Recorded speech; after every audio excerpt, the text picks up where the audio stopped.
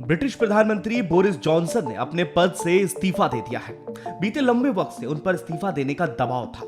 विपक्षी पार्टी जहां इस्तीफे की मांग कर रही थी, तो वहीं उनकी कंजर्वेटिव पार्टी के मंत्रियों ने भी उनका साथ छोड़ना शुरू कर दिया था। आखिरकार दबाव बढ़ने के बाद आज उन्होंने पीएम की कुर्सी छोड़ने का फैसला कर लिया। लेकिन ब्रिटिश प्रधानमंत्री के सत्ता हाथ से जाने के पीछे लोगों ने भारत पाक एंगल खोज निकाला है। क्या है ये मामला, सब कुछ बताएंगे, लेकिन उससे पहले जान लीजिए कि बोरिस जॉनसन के खिलाफ बगावत यहां तक बढ़ गई थी कि 2 दिन के अंदर 40 से ज्यादा इस्तीफे हो गए थे। उनके खिलाफ कुल 41 मंत्रियों ने बगावत कर दी थी। यह पूरा विवाद क्रिस पिंचर की नियुक्ति से जुड़ा हुआ है। इसी साल फरवरी में जॉनसन ने क्रिस पिंचर को कंजर्वेटिव पार्टी का डिप्टी चीफ व्हिप नियुक्त किया था।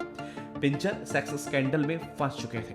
इस्तीफे से पहले जॉनसन ने देश के नाम संबोधन में कहा, बहुत दुखी मन से कंजर्वेटिव पार्टी का नेता पद छोड़ रहा हूं। सांसद जब नया नेता चुन लेंगे तो प्रधानमंत्री पद से भी इस्तीफा दे दूंगा। हमारे सांसद चाहते हैं कि नया प्राइम मिनिस्टर होना चाहिए। मैं उनकी इच्छा का सम्मान करता हूं। अगले हफ्ते नया नेता चुनने का प्रोसेस शुरू होगा। लेकिन इस पूरे घटनाक्रम में भारत पाकिस्तान एंगल भी निकल आया है, जिसको लेकर अब तंज भी कसे जा रहे हैं। दरअसल बोरिस जॉनसन के लिए संकट उस वक्त खड़ा हुआ था जब उनकी सरकार में 2 सीनियर मंत्रियों ने इस्तीफा दिया था। इसके बाद तो इस्तीफों की झड़ी लग गई। मंगलवार को वित्त मंत्री ऋषि सुनक और स्वास्थ्य मंत्री साजिद जाविद ने अपने पद से इस्तीफा दे दिया था। ऋषि सुनक भारतीय मूल के हैं और पंजाब से ताल्लुक रखते हैं। वह इन्फोसिस के सह संस्थापक नारायण मूर्ति के दामाद हैं। वहीं साजिद वाजिद जावेद के पिता पाकिस्तानी मूल के हैं। ये सुनकर शायद आपको हैरानी हो, पर पेशे से बैंकर रहे साजिद के पिता बस ड्राइवर थे।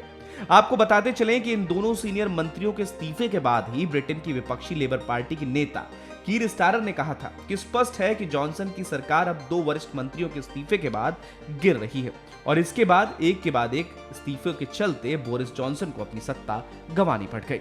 फिलहाल के लिए इस खबर में इतना ही। अपडेट्स के लिए बने रहिएगा वन इंडिया हिंदी के साथ।